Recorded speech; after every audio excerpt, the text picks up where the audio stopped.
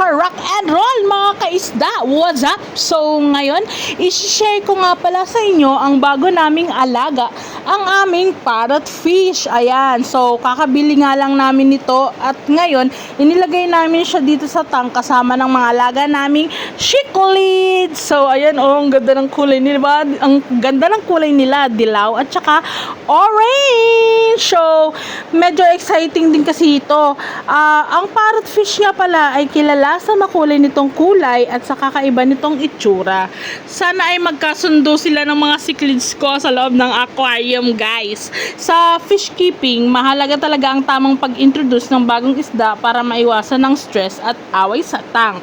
So, kaya dahan-dahan namin silang inilagay dyan para makapag-adjust sila sa bagong environment.